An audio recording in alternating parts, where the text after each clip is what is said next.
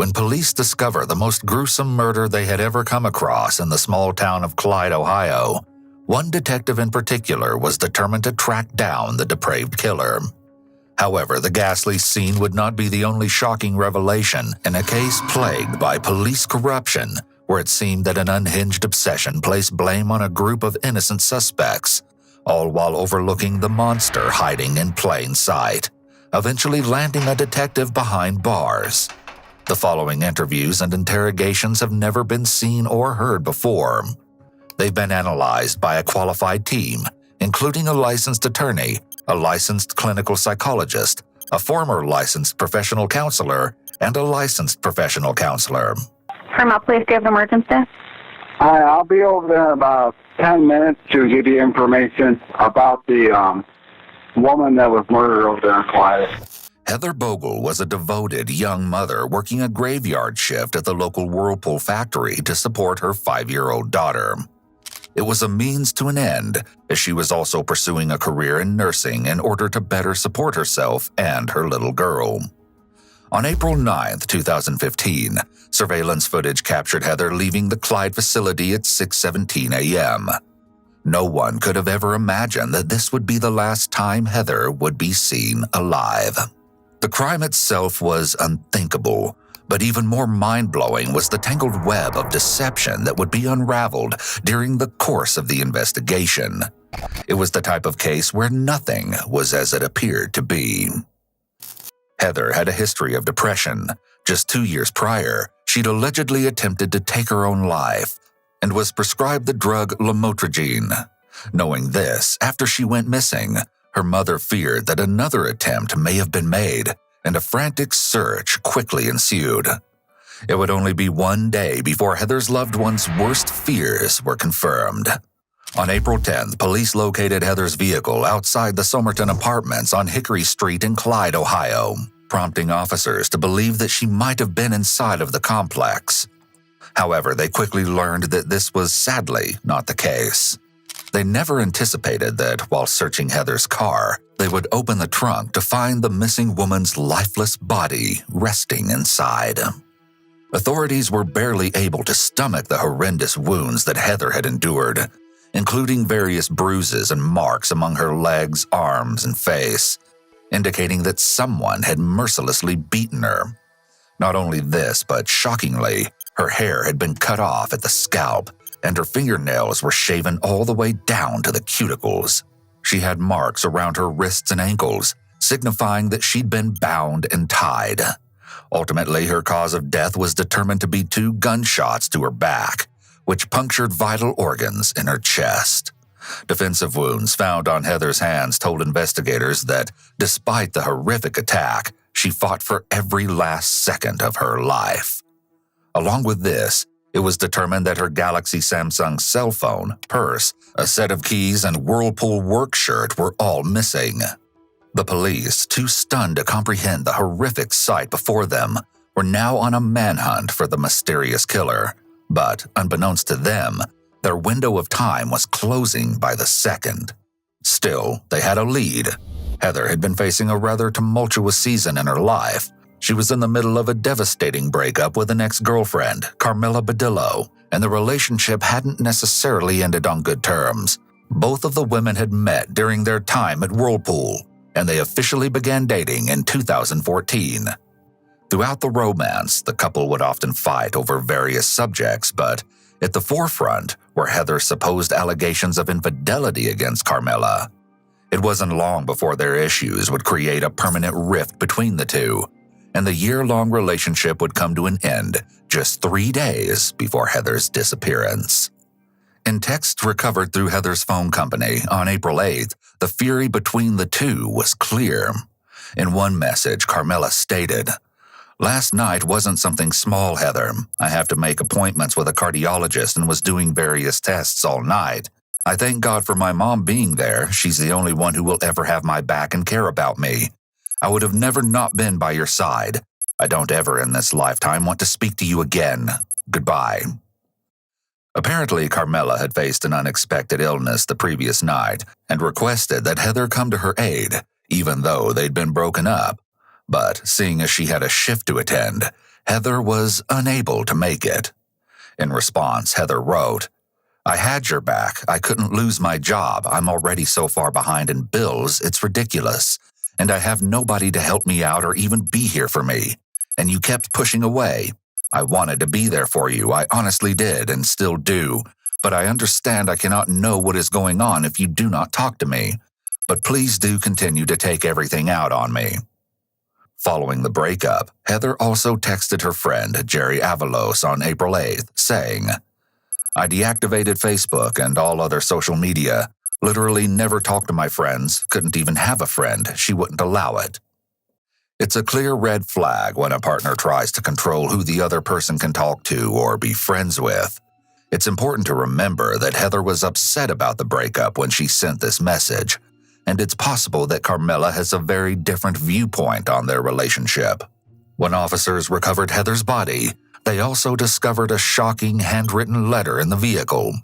It was one of passion and rage, each sentence more intense than the last. Unfortunately, it's unknown what was written, but every single word had been directed at Heather, almost as if they wanted to hurt her. To no surprise, the penman had been none other than her scorned ex-girlfriend. But this wasn't the only relationship that seemed to be falling apart for Heather, as additional texts showcased an obscene message from her brother, Josh Fiesel. Heather had recently failed one of her nursing exams, and Josh added to the upsetting occasion. He wrote, "Too stupid to pass the LPN exam," and called her a demeaning name. He also texted, "Low expectations of yourself, typical trash like your mom and dad." Josh's cruelty towards Heather was no secret to their friends and family, but could he have gone so far as to take her life? Well, the lead detective on the case, Sean O'Connell, had his eyes set on uncovering the answer to this very question. However, as we will soon come to learn, his methods were far from the ordinary. Still, no one could have predicted the scandal that was about to unravel. Despite the varying fights with Carmela and Josh, it wouldn't take long before they were dismissed as potential suspects. As the hunt for the killer continued, Detective O'Connell quickly located a new person of interest. Tenants had reportedly told the detective that they had seen Heather frequently visiting Building 240 of the Somerton Apartments, well before her body was found in the parking lot. It was believed that she would allegedly purchase marijuana from an unknown resident of the complex. When this information was discovered, Detective O'Connell began to dig and eventually found his new lead suspect, 24-year-old Kiona Bohr, thanks to a complaint filed against her by another occupant. It alleged that the scent of marijuana was emanating from her apartment. Kiona, a mother of two, was supposedly very nervous while speaking with police after Heather's body was discovered, and Detective O'Connell found this to be rather odd. Though she denied any involvement, O'Connell wasn't convinced. Despite this, following her discussion with the authorities, Kiona wrote a series of strange Facebook posts, especially under the given circumstances. "I can't believe this just happened," and "doing 8 to 10 years for murder and pleading insanity" could be seen amongst her account, only furthering the detective's suspicions. Not only this, but according to two residents of the Somerton Apartments, Kiona was allegedly seen wearing the same red Mickey Mouse t-shirt that Heather's body had been dressed in, well before the tragic event. And lastly, Kiona had been romantically involved with 39-year-old Julian Kaiser, who Detective O'Connell helped to put behind bars for 10 years on a first drug offense. It seemed that the evidence against Kiona was beginning to mount. 4 days after Heather's body was recovered, Kiona was interviewed by Detective O'Connell, and as you're about to see, the tension in the room was so thick it could have been cut with a knife. Do you know that name by chance, Heather Bogle? I don't even know who she is. The only time I heard of her was when the police knocked on the door, and then I didn't even know who she was. I was like, I don't know her. And then I went inside and got on my Facebook, and I seen her on Facebook. Obviously, for one reason or another, her vehicle ends up at the Hickory Street Apartments parked in front of your building 240. The question is, why did it end up there? So we've talked to a lot of people, and we are comfortable to say that Heather has been known to frequent building 240. We feel comfortable that she was voluntarily there, probably on Thursday of last week, a couple different times. She was there, then her vehicle had left, and the vehicle had come back, and then the vehicle leaves, and then it finally comes back for the last time on Friday morning at around 1:30, okay? So why am I here though? And I'm getting to that point. It's my understanding that Heather likes to smoke some weed. Okay, she does it on probably on a somewhat of a regular basis. She has to buy it from somebody. We know that we've had complaints on your particular apartment in reference the odor of marijuana coming from it from one time or another that led to the police knocking on your door and trying to figure out. Police has never came to my door. If the police came to my door, they better have a report. The police never knocked on my door. There is a police report. They talked to me. They spoke to me. There's a police report on March 18th. Without going back and looking at their police report, I'm not going to say that they talked to you or not, but I know there is a police report, and there are incidents reports with management pertaining to the smell of marijuana coming from your apartment. So why hasn't anybody said anything to me previously? I don't My know. landlord, the police. That's a good question. That's I guess real sketchy because yesterday a white man came up to me and asked me, were you the one that they had got in trouble for smoking weed? It was smelling like weed in the hallway? And I said, no, that wasn't me. I don't even smoke weed. And he said, well, I do every now and then, whoop whoop, trying to get me to say something. So it was probably him that tried to call y'all. This is so silly. Possible. I mean, it's this possible. is crazy. Like, y'all just raided my house. I work at a nursing home. I'm a single mom with 2 kids. Like, this is crazy. I understand. Kiona comes across as quite self-assured. When someone is telling the truth, they may appear more confident because they know the facts are on their side. The detective should have built some kind of relationship with her prior to starting into questions about Heather. Essentially, what he has done here is without any evidence whatsoever, he has launched into an interrogation rather than conduct an actual interview first. It's my understanding, and another thing that kind of supports what we're looking at is the idea that you are or have dated a guy from Mississippi that used to work at Whirlpool, correct? Who would say that? Well, I never dated anybody. Just because I talked to somebody, like... All right, so you talked to somebody, you associate they're not even here. They've been left months and months and months ago, so... Okay, what's months and months and months ago? Like months ago when they went home, we was never dating.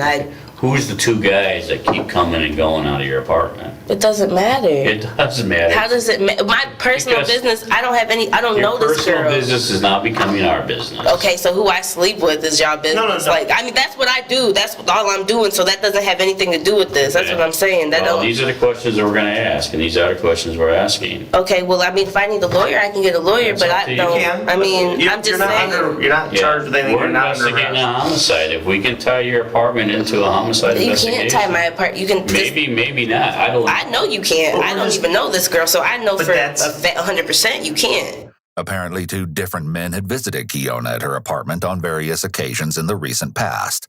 Omar Satchel and Carrie Jeffrey.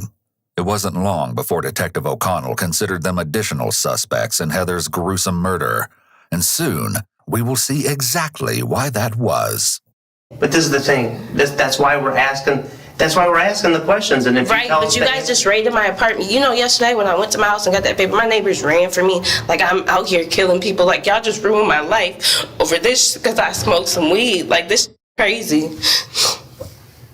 Okay, we had probable cause to search your apartment. Okay, that's fine, but I'm just saying, like, that's... right. I never seen this girl in my life. Don't Okay, know this maybe girl, you have, nothing. but maybe those who you associate yourself with have. Maybe people they associate themselves with. Did you talk to the previous Why neighbors are that you lived being there? so reluctant on wanting to tell us who you Because associate? y'all just raided my house and took my baby daddy to prison for 11 You years. know what Y'all it think sounds like to me, Kiona? It sounds like What? you're withholding information. No, pertaining it to a sounds like homicide. this is ridiculous. There is an important distinction here with Kiona talking about getting a lawyer. She didn't unequivocally ask to speak with a lawyer, which is why the officer continued talking to her. If this case were to go to trial, Kiona's attorneys could have argued that this should have been interpreted as a request for counsel. But it's not incumbent upon police to clarify statements, and they don't have to stop an interrogation if a suspect makes an ambiguous statement about requesting counsel. This means that the burden of clearly invoking the right rests with the suspect. It's also important to note that though Kiona is being questioned by officers, she was free to leave at any time and was neither detained nor under arrest, which means that the Miranda requirements are not in play here. It also appears that the officer was allowing emotion to control him. It's apparent he did little to build rapport with Kiona, and the major example of this is by accusing her of having something to hide. The most important aspect of Reed is to effectively have officers be viewed as advocates, possibly even allies, rather than as adversaries.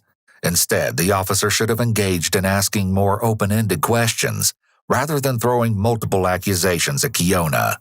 By failing to literally be curious and invite Kiona to tell her story, the officer instead made judgments which shut down further discourse, and didn't do anything to win her over. It's not uncommon to see officers become frustrated during an interview or interrogation for a number of reasons. However, a much better strategy is to show the suspect a way out of the mess they find themselves in. This way out is generally couched as "the truth will set you free." Most of the time, it won't set them physically free, but it can be a means to unload a burden via telling officers the truth. In these circumstances, officers emphasize remaining open and non-accusatory, even when presenting facts that contradict previous statements. This allows the conversation to continue. Y'all just ruined my life for some little. Hey, we didn't ruin This anybody's ain't little, life. it's a homicide. I mean, but I don't know anything about it. But this is what I'm Apparently talking you do about. because you're not telling us who your boyfriends are. I don't have boyfriends. Then who are the guys that keep coming It and doesn't- going? I don't know. It does matter because we're talking about a homicide. I mean, am I being charged for something? Am I getting arrested? Not yet. Okay then. I mean, I can get a lawyer and come back. If you want to get a lawyer, go get a lawyer. That just tells me you got something to hide. I don't have anything to hide, but I Apparently know you do how because y'all you feel the are. need. Oh, how are we?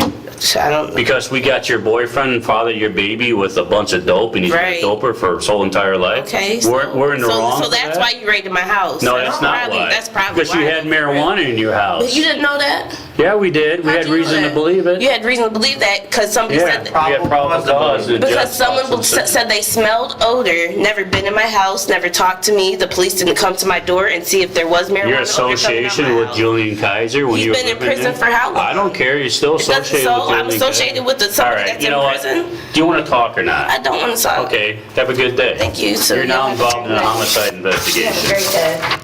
The detectives may be misinterpreting Kiona's reluctance to share the names of the two men. She's likely trying to protect her friends, but that does not mean they are guilty. It's also extremely manipulative for the detective to tell her that by asking for a lawyer, she had something to hide, when in actuality, he was just irritated that she was making a smart decision for herself. Nonetheless, the unrelenting pressure from the detectives left all parties in a state of frustration. But Kiona was living a real-life nightmare, suspected of murder, and was now in a fight for her life. After the troubling interview, authorities were looking into the possibility of charging 3 people with the crime, as they began to investigate Omar and Kayri.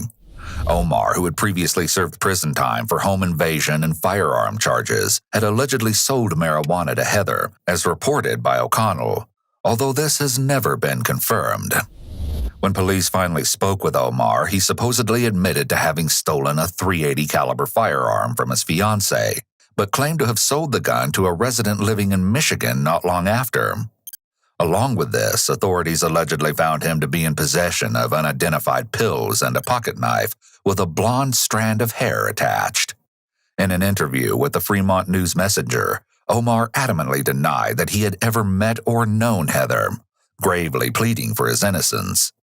In a shocking quote, he described his encounter with Detective O'Connell by saying that, "Sean O'Connell told me I know it's not you, but I'll make it you." Of course, the detective would deny having ever uttered the threat, but the truth of the matter remains up in the air.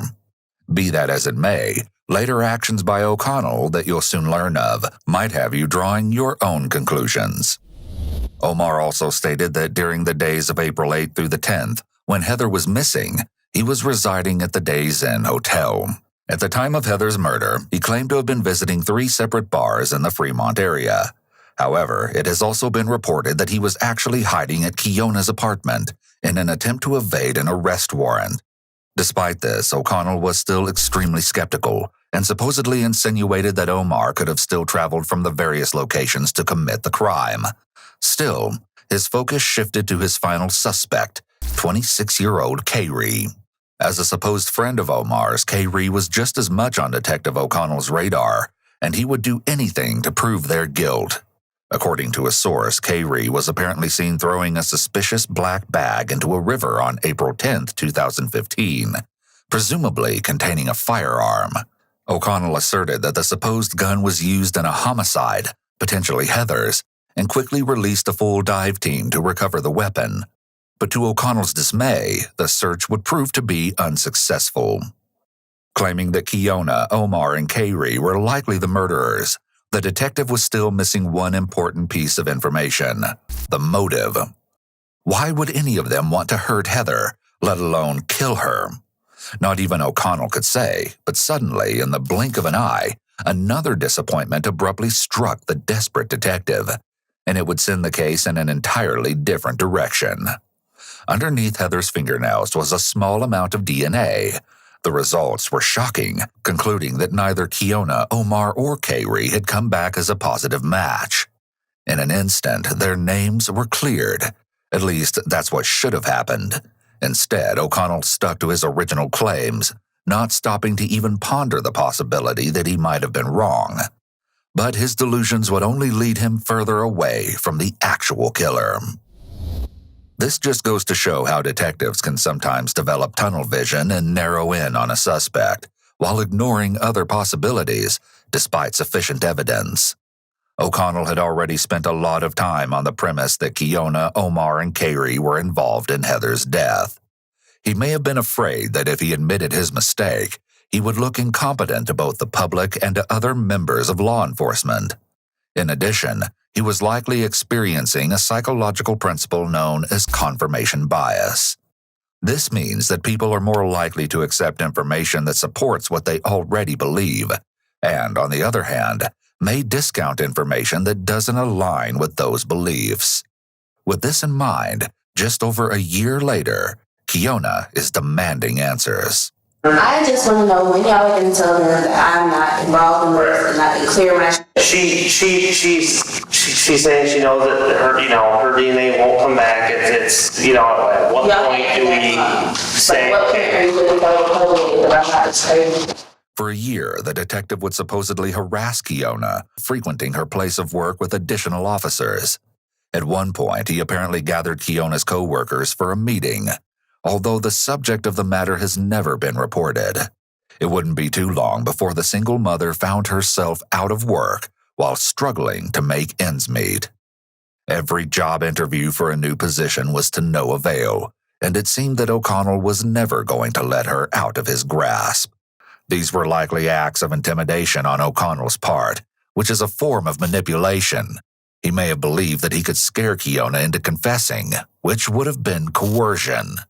Yet, after securing a lawyer, Kiona was able to restrict her contact with the detective, but that wouldn't stop O'Connell from allegedly speaking with her acquaintances. In an interview with the Sandusky Register, Kiona recalled a time when she traveled to her local tattoo artist and was startled to learn that after she left the establishment, Detective O'Connell had allegedly made his way in to speak with the artist. Other accounts recall that the detective apparently had residents of the Somerton apartments act as informants for the investigation, hoping to gain more details on Kiona. I'm not here to say that you did do it, and I'm not here to say that you didn't do it. Okay, but I know for a fact that you guys got my DNA back and there's no matches. I know for a fact that you guys went through my phone record, there's no matches. I know for a fact that y'all been looking at my Facebook. Okay. There's nothing. I know that. Kiona's suspicious Facebook posts, as previously described, had actually been in response to Julian's prison sentence. And not only this, but she had never been in possession of the Mickey Mouse shirt found on Heather. Regardless of these revelations, the detective pressed on. Yeah, it is what it is. If you're not involved, then you're not involved. Okay, so when are you going to clear me though? Because me and my kids I don't think we're comfortable to be able to say for sure that it's not you. This reign of terror would eventually come crashing down. In an attempt to seek an indictment, O'Connell had written a report to the prosecution, but failed to include that the DNA found on Heather did not match any of the three suspects. Along with this, he refrained from giving all of his case files to the county prosecutor, and dismissed every other lead, besides those relating to the trio. He even ignored a critical piece of information sent in an email by a Whirlpool employee just 2 days after Heather was found. It read, "And by the way, I don't know if you have any suspects, but I know someone who works at Whirlpool that is very capable of doing that to a woman." This crucial lead would eventually become integral, but in his determination to convict Kiona, Omar, and Kayri, O'Connell did not even take it into consideration. However, this would not go unnoticed. Soon, O'Connell was caught giving a copy of the investigation report to an employee working for the Sandusky County Department of Job and Family Services, claiming that he wanted to gain their insight on a person of interest in the case. Once this was discovered by the sheriff, the detective was immediately placed on leave, but it only took a week to uncover the extent of his malpractice. As a result, the detective was quickly let go from his position and was facing an increasing amount of legal charges, which included misleading a public official and tampering with evidence. O'Connell had broken the law that he vowed to protect and was eventually sentenced to 2 years in prison. Although this would not be the end of the shocking corruption, seeing as how another scandal had just as quickly broken through the walls of this quiet and quaint little town. Sheriff Kyle Overmeyer, also working on Heather's case, had been caught stealing drugs from the drug take-back boxes in northwestern Ohio. Facing an ongoing opioid addiction, Kyle was sentenced to 4 years in prison in December of 2016. But during this time, he was able to sit down with authorities to give his side of the story on what happened with former Detective O'Connell. And we'll get into more on Sean about what he did, but a lot of stuff was secret squirrel with him, and he did his own thing, and I entrusted in him as a detective, and because you can't do it all, you can't be a detective and a sheriff and wear all the hats. He was dead set on Kiana Boer, and then he found out that Omar might have been out. Was hiding out there. He was there that night supposedly, and there was a warrant for his arrest. And that's where it all unraveled, where he became obsessed. Why is that? I don't know. See, now here's another thing I'm being told. Yeah. That he had a personal vendetta against Kiana Boer. Kyle gives a brief rundown on how O'Connell helped to imprison Kiona's ex-boyfriend, Julian, and why that might have placed the single mother at the top of his suspect list in Heather's case.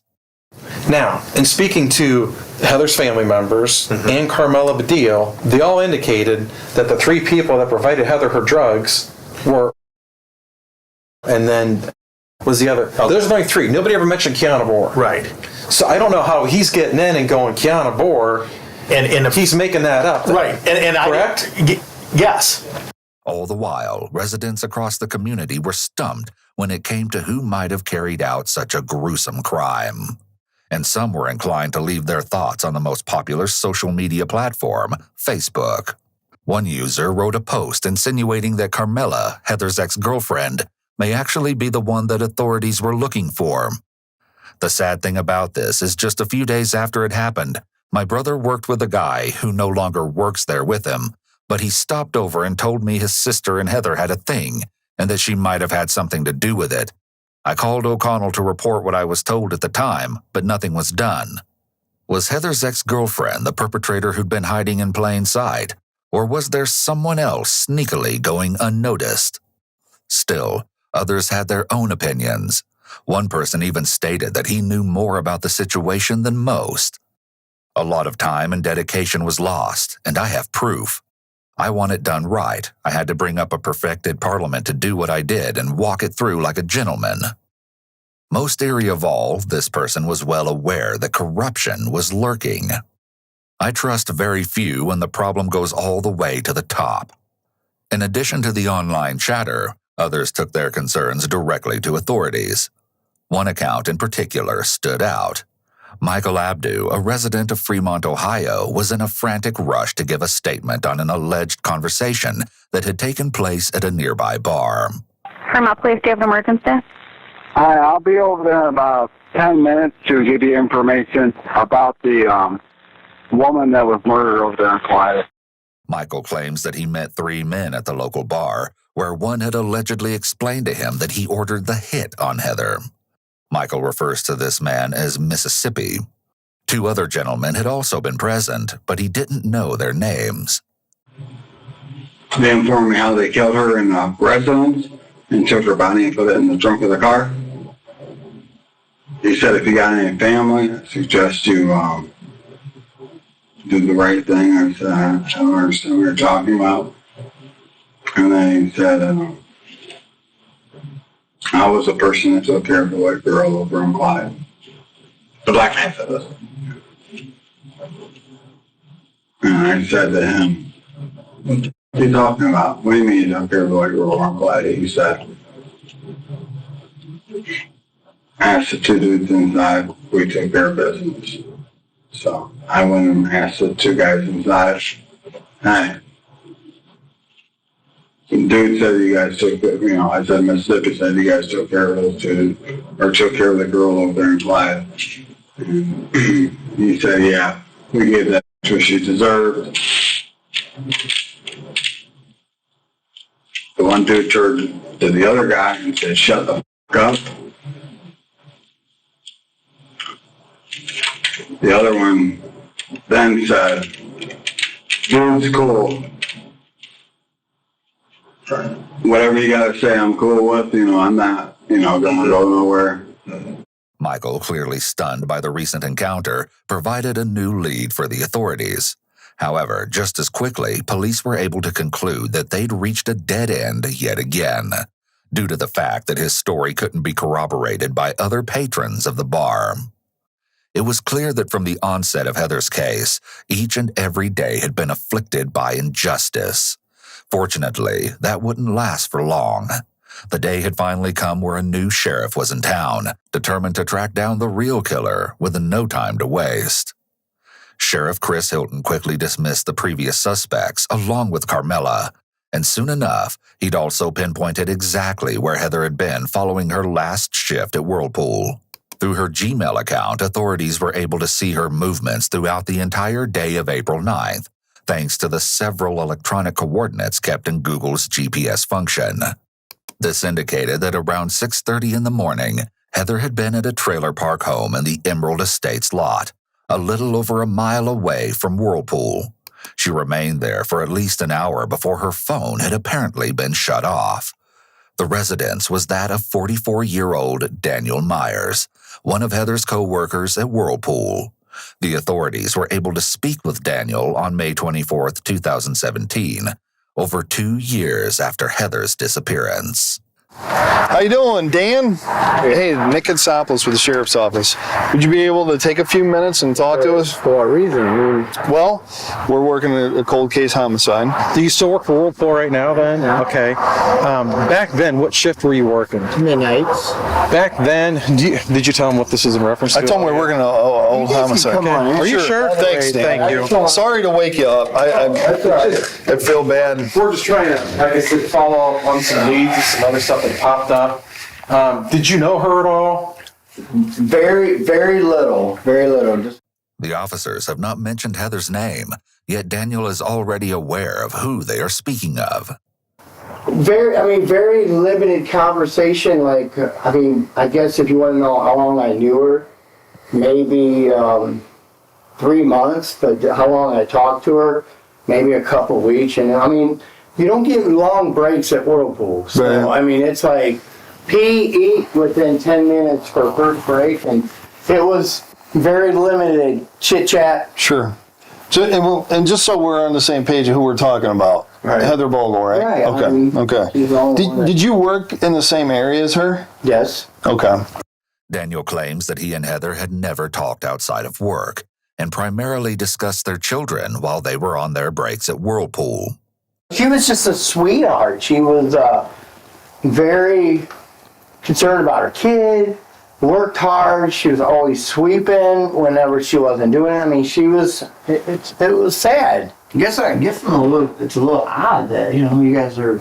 Well, here's what I know it's cold case and you guys are just, grasping at straws trying. We want to try our best. Right. And a part of what we've been doing when we interview people, we've been collecting DNA buccal swabs. It's basically a Q-tip. It's just a little thing and then we're off on our way. Would you be Would you be all right with that? There's no reason why I would have to do so. Oh, you don't have to. No, this is part of. If there's an issue, I'll get an attorney or something. I didn't know really the lady or anything like that, but Nobody's saying that. This is just part of being thorough in what we're doing.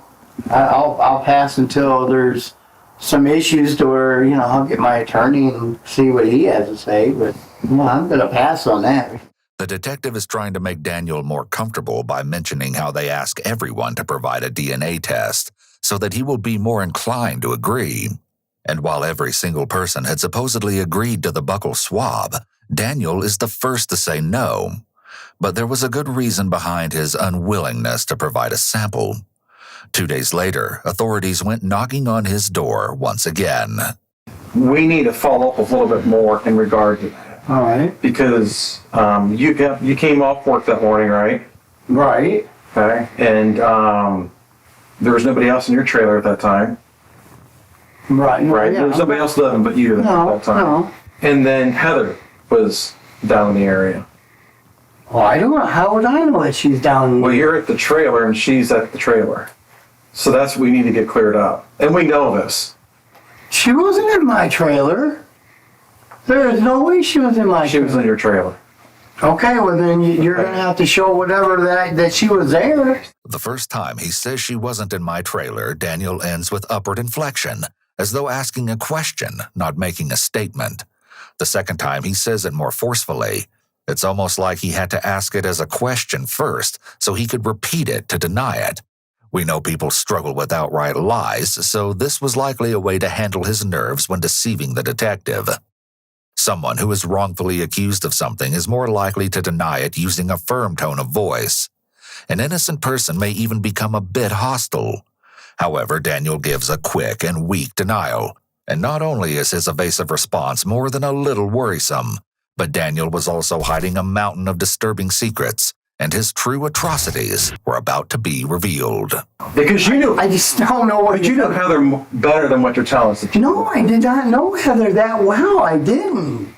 There is no way. I don't know anything about her. Just the basic conversation that we had when we sat for a very limited break. That's all it was. You know what her car looked like, right? Yeah, I knew what it looked. No, I didn't know what it looked like. I knew from the news, from online, Facebook. I mean, there's pictures from that's on the Facebook about the car with, going by Miller's. There was a vision of a car. I mean, Right. yeah, I mean, it's common knowledge. I mean, even the news was showing her vehicle, but I've never seen her vehicle personally. We didn't draw your name out of a hat and show up at your door. Okay. So we're here asking you to help yourself out. Let us know what happened. Detectives are taught to never reveal to suspects what they know, and in addition, they want to give off the impression that they know more than they do. This accomplishes multiple things. For one, it allows officers to catch suspects in a lie. And two, suspects are left wondering how much police know. They may believe that police do know more than they actually do, which makes it more likely that they will let something slip. The officers further explain to Daniel that they are well aware of his involvement, but they want to hear from him just how that came to be, and more so, what exactly happened on that fateful day. She was never at your trailer before? No. Never? No. Okay. There's nothing for me to tell you. Daniel maintains that Heather was never at his trailer. However, he does give some information relating to what he discussed with her on April 9th at work that day. After failing her nursing exam, she was already feeling down on herself, but the cruel text she received from her brother had only worsened these emotions. When Heather saw the message from Josh around 3:44 a.m., Daniel was supposedly the shoulder that she would cry on. He states that nothing more happened, but as police would soon learn, this couldn't be further from the truth. Following the intense confrontation, they informed Daniel that there is a warrant for his trailer in addition to his DNA. From here on out, Daniel would be unable to hide the monstrous lie that was masked behind his seemingly normal facade. However, what you're about to see is more shocking than you could ever imagine. Taking a closer look, authorities were stunned to learn that Daniel had apparently mourned the loss of Heather. He attended her funeral and signed the registry book thereafter to pay his respects, even going out of his way to donate $125 to the GoFundMe account of Heather's family, writing a now disturbing message. Heather, you were such an amazing person. Although we've only known one another for a short time, I've come to appreciate our talks about our kids. I'm distraught that there will be no more of your smile at work. You will always be in my thoughts. Your daughter will always be in my prayers. God bless you, little Missy. Danny and Ethan Myers. Apparently, he had also posted to Facebook that he was unable to eat or sleep due to the frightening situation. Daniel likely enjoyed inserting himself into Heather's world this way. He may have felt a secret thrill at the funeral, playing the part of a grieving co-worker, all while relishing in the fact that he was the only one who knew the truth about what happened to her. In addition, he may have believed that staying close to the situation would make him appear less suspicious. But as the investigation continued, it was quite clear to police that things weren't adding up. Just 5 days after Heather was found, Daniel had purchased new plywood flooring for his home, and at the end of the month, a new mattress. Along with this, over a year later, he made a trip to the local dentist to repair a set of cracked and broken teeth. But the reason for the dental visit would be anything but typical. Several other purchases were also discovered, such as materials to repair a deck, lawn chemicals, light bulbs, galvanized nails, and paint. But this could all be explained away, even though a new revelation was far more difficult to rationalize. A warrant had finally been obtained to perform a DNA test on Daniel, and it concluded that the sample from underneath Heather's fingernails was a complete match to that of her co-worker. Over 2 years later, the truth of the devastating matter would finally be revealed. When police officially searched Daniel's trailer, the findings were unsettling, to say the least. Upon entering the residence, investigators found various adult toys, surveillance equipment, a Dell laptop, disposable cameras, handcuffs, jewelry, a pair of women's underwear, and a Samsung Galaxy cell phone. Furthermore, they located several red and brown stains on the bottom of Daniel's carpet. A sample taken from the rug would later come back positive for blood. Not only that, but Daniel had been keeping videotapes, documenting his encounters with women, and had bizarrely Googled nursing textbooks online. In addition, GPS locations from Daniel's truck uncovered that he had frequently driven by Heather's house between the months of March and April of 2015, and had even made his way to the Somerton apartments on one occasion. But once the horrific event took place, his travels around these specific locations came to a sudden halt. This could suggest that Daniel was obsessed with Heather and stalking her, but at some point his behavior escalated. It's possible that if Heather discovered that he was following her and she confronted him, he may have lashed out. Alternatively, he may have expressed interest in her and she rejected him, which made him angry. On top of this, there was also alleged evidence that Daniel may even be connected to more than one crime. On June 1st, 2017, 2 years after Heather's horrendous murder, Daniel was finally taken into custody. One of the investigators asked the other officer to remove the handcuffs from Daniel and instead handcuffs him to a hardpoint in the interrogation room. It seems as though the officers aren't comfortable at this point to completely uncuff him. Okay, you were told you were under arrest, correct? Okay, no Miranda rights at all. Okay. So nobody's spoken to you yet. That's what we're going to do this right now. Right. Okay. You are under arrest. And that, I heard the deputy tell you that when we were out there. No, he's not. Okay. And he said that, but didn't tell you anything else. Right. Okay. We're here to tell you this is in connection with the Heather Bullock. Okay. The officer reads Daniel his Miranda rights, and he quickly requests an attorney, although he still answers one question. What is your past for your cell phone? I had about a week. Can we write it down? Yes. Passcodes to cellular phones are protected under the Fifth Amendment in some jurisdictions, and the contents of a phone are generally protected under the Fourth Amendment.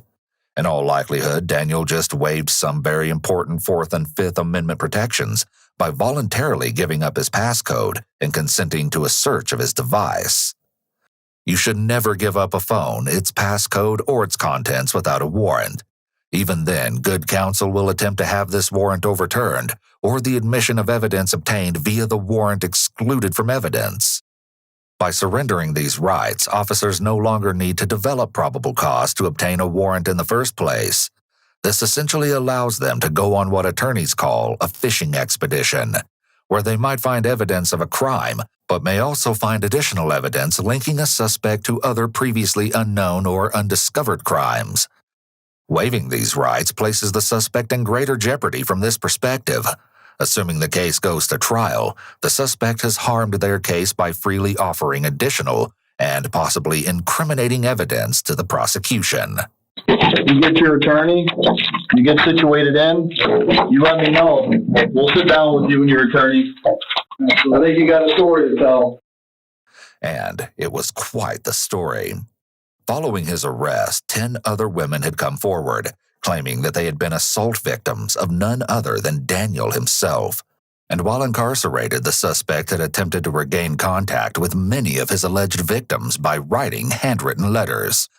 Although in a conversation from jail, he learns that this may not be a possibility with at least one woman. All right, did you get a chance to go see what the address was? He said she does not want anything to do with you. Oh, well, how does that then? Talked to her about 3 weeks ago. Huh? Well, why didn't you mention something to me? Because I didn't want to hurt your feelings.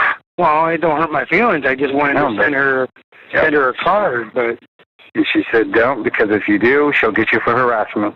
I mean, a lot of these women that you want to say you're trying to contact, they're scared of you. All right. You know, I don't know, Danny. I don't know what you want us to do. All right, well, enough said. In one of the letters, Daniel wrote, "So many emotions in one, not sure why I'm writing now. First off, I guess you really didn't know me after all. I was never violent with you.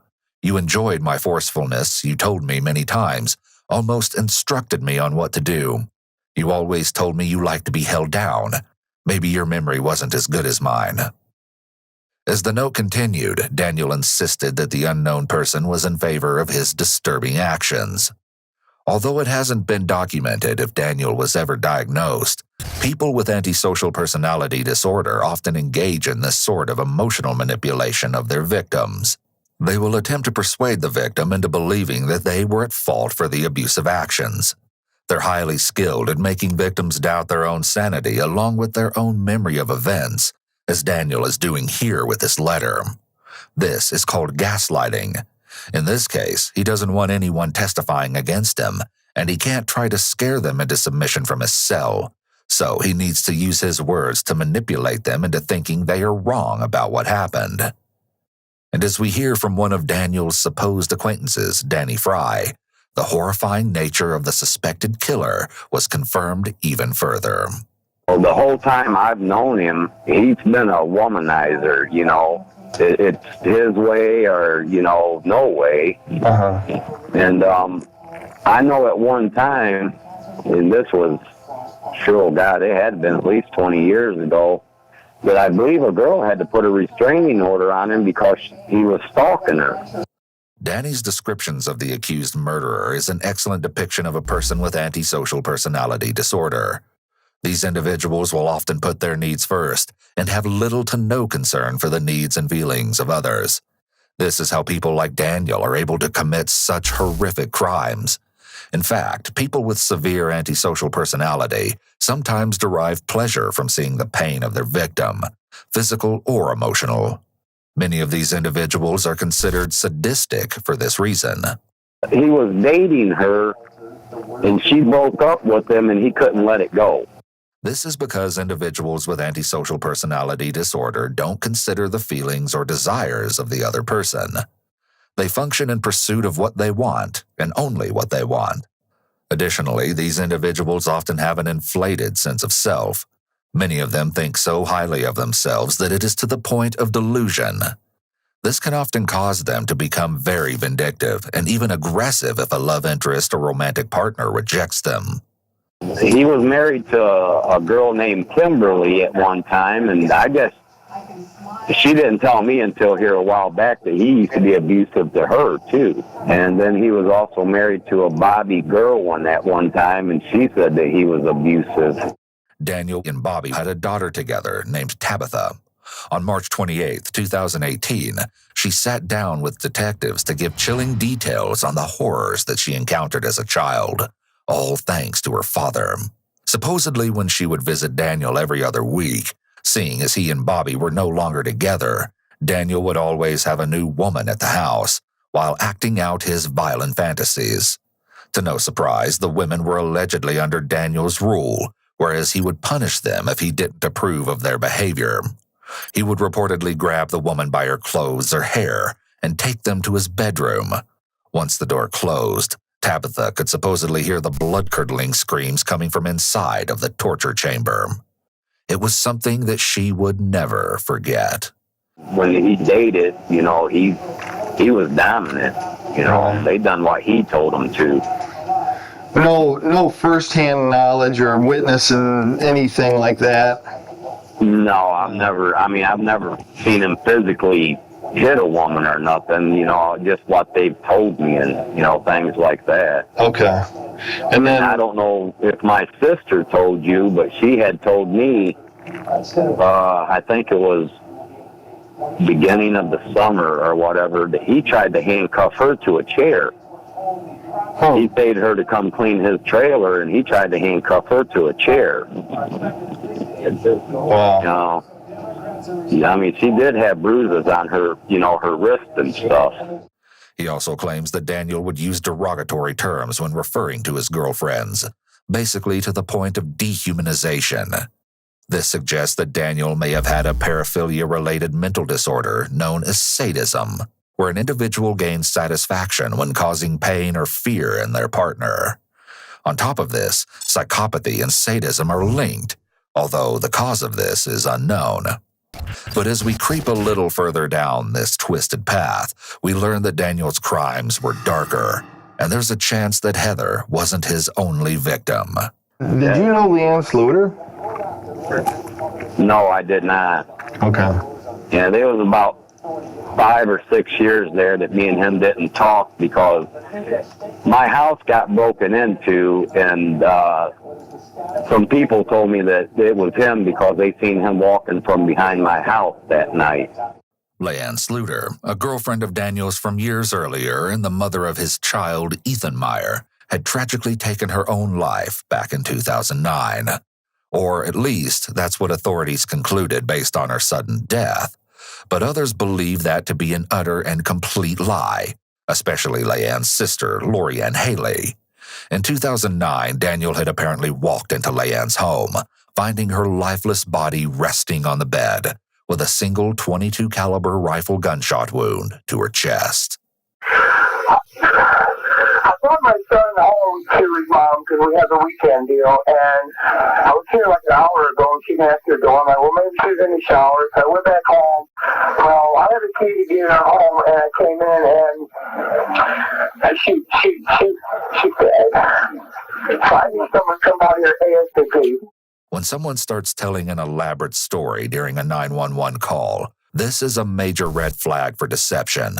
Most people who find a dead body would request help right away and then answer pertinent questions that the operator may have, rather than delivering a monologue about how they came to find the scene. It already sounds like he's potentially building up an alibi. But the barrel of the firearm had been exceedingly long, and the trigger would have potentially been too far to pull had it been facing towards Leanne. Not only that, but the gun was resting quite neatly beside her, almost as if someone else had placed it there after committing the ultimate crime. However, there was also a note supposedly written by Leanne that Daniel had kept hidden away. Part of it reads, "I have loved you unconditionally without waiver, and all you ever did was use me as a bank, kick me to the side when the next best thing came along. All I ever wanted was to just die so that the hurt would stop." The note had supposedly been written in Leanne's handwriting, as reported by authorities. But even if the note did come from Leanne, there's no way to know that she did so of her own volition. Given Daniel's behavior toward other women, it's likely that he treated her in a similar manner. Authorities have maintained their original ruling to this very day, but many have suggested that a certain someone was actually behind her death all along. In addition, Daniel's brother, Stephen Myers, had written an alarming message on Facebook, indirectly admitting his siblings' guilt. "I just wanted to say how truly sorry I am. I can't explain why my brother did this awful thing, but please don't look down on my family or myself. But we are all proven innocent until guilty. Not saying he is and not saying he's not. Only one person knows who did this horrifying crime." Despite previously not admitting what had happened to Heather, during his time in jail, Daniel had been spewing an inordinate amount of suspicious comments. This included a time where he'd been watching a TV show starring a female judge, and supposedly claimed that he wanted to hurt the woman and rip her hair out, just as he did to someone else. With this, he apparently confessed to an inmate that Heather had traveled to his house after their shift on April 9, 2015, where Daniel comforted her regarding the text sent by her brother, but then tried to initiate a romantic gesture towards her. In return, Heather began to laugh, sending Daniel into a rage. In an instant, Daniel supposedly overpowered Heather, trying to force her to submission. However, the young woman was much stronger than Daniel had imagined, and she was able to fight back, and even managed to knock a tooth from his mouth. He would later superglue the tooth back into place, according to his dental records. But sadly, Daniel was able to subdue his victim, handcuffing her wrists and tying her feet, all while beating her without any remorse. Eventually, he would end the young woman's life with 2 gunshots to the back, place her body in the trunk of her car, and drop the vehicle off at the Somerton apartments. The truth had once and for all been uncovered, but the brutality of the murder forever remains one of the most shocking events in that small Ohio town. Yet this case doesn't end here. On February 1st, 2019, within days of starting his trial, Daniel was found face down in his cell, prompting a medical emergency. You doing all right, Dan?